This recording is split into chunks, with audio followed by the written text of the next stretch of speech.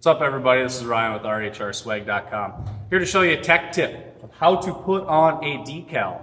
Well, there's many ways of doing it, and this is what's worked in my experience. And it doesn't matter if I'm doing the whole wrap of the side of the car, just the number, or even one of these smaller stickers here.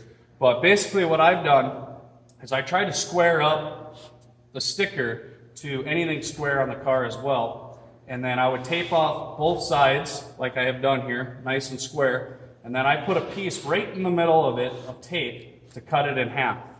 And the reason I do that is so I can layer it in two pieces.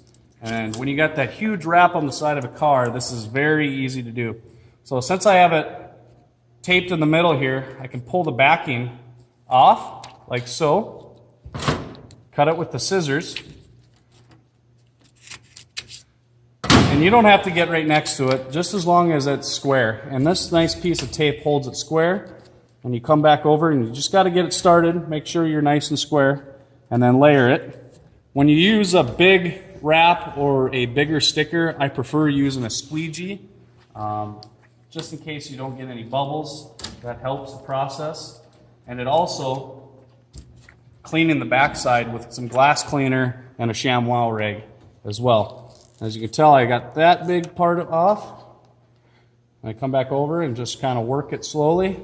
Try not to put too much pressure on.